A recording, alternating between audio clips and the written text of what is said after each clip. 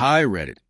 I'm here to share the story of how my ex-wife attempted to ruin me during our divorce, only to be silenced by the truth, evidence I quietly gathered while she was too busy plotting her escape.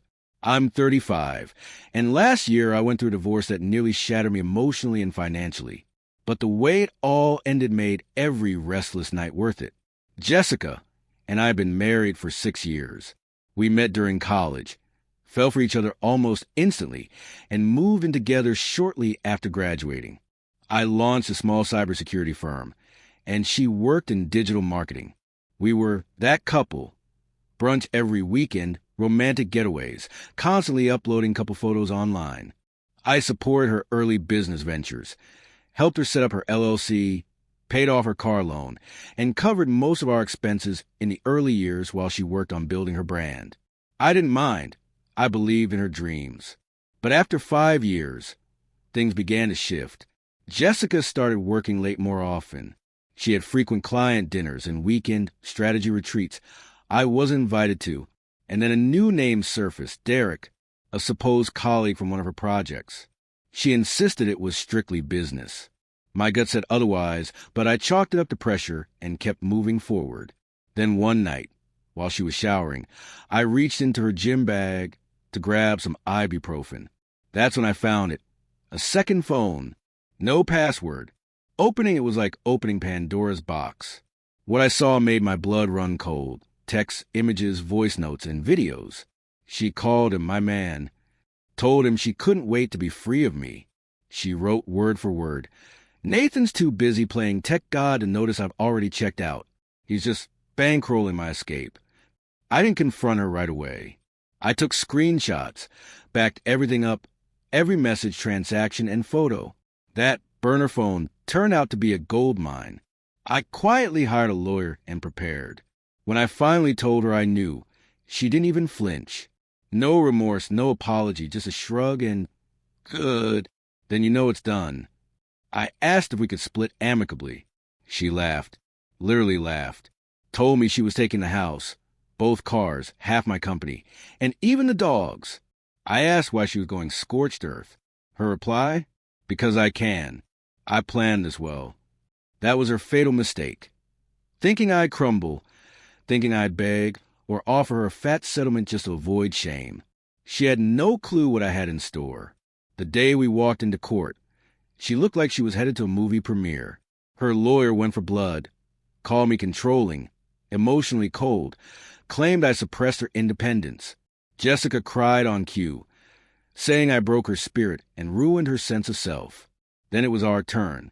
My lawyer calmly opened a binder, fully indexed, time-stamped, and color-coded. It contained everything: texts, photos, voice notes, payment records. There were Venmo transactions where she sent Derek money with suggestive emojis. GPS logs proved she was at hotels during those so-called yoga retreats. Home security footage showed her sneaking out at 2 a.m. on nights. She told me she was out of town. And then came the bombshell. Jessica had secretly tried to access my company accounts. My security system recorded her IP address, login attempts, timestamps, and even efforts to download financial statements, all without authorization. My lawyer read one of her texts aloud. Don't worry, babe. Once court's done, I'll own half his company. Then we're set for life. The courtroom went dead silent. Jessica's face drained of color. Her lawyer looked like he wanted to disappear. The judge called for a recess. When we returned, her demeanor had completely changed. Her attorney requested a private settlement. My lawyer declined. In the end, the judge ruled she could keep one car. We divided the proceeds from the house sale evenly, but she had to cover her own legal fees. She got zero ownership of my business. No spousal support. I retained custody of the dogs.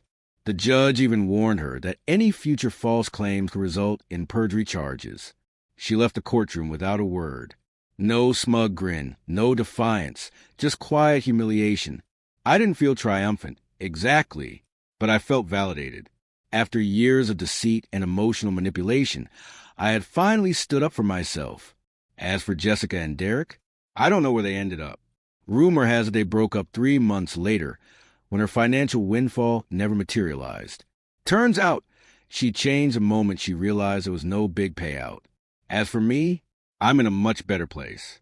My business is thriving. I have peace at home with my dogs, and I sleep soundly for the first time in years. 7 months have passed since the divorce was finalized. I got my life back. I hit the gym again, realigned my goals, and even started dating someone new. Someone kind, mature, and emotionally available. Then, out of nowhere, Jessica emailed me. Subject line, "Can we talk?"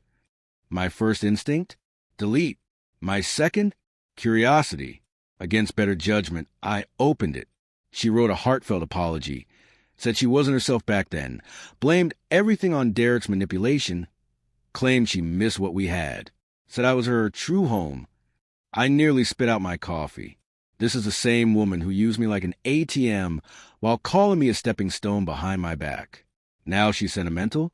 I didn't reply. That should have been the end. But then the phone call started. First from a blocked number, then from a new one. She left a voicemail in tears. Said she'd lost her job, Derek left her, and her apartment lease was ending. She asked for just 5 minutes of my time.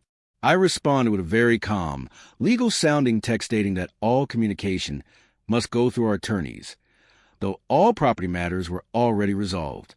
Then I blocked her again. A week later, I ran into one of her old friends at the dog park. She was shocked to hear we'd split. Apparently, Jessica told everyone I had cheated, sabotaged the marriage, and dragged her through a bitter court case for revenge. When I shared what actually happened and offered proof, her friend's jaw dropped. She lowered her voice and said, "Honestly, we all warned her not to mess with you. You were the most stable thing in her life." Let me be clear, I didn't gloat. I didn't cheer for her downfall, but I felt peace. For the first time in a long time, I realized that her betrayal had nothing to do with my worth.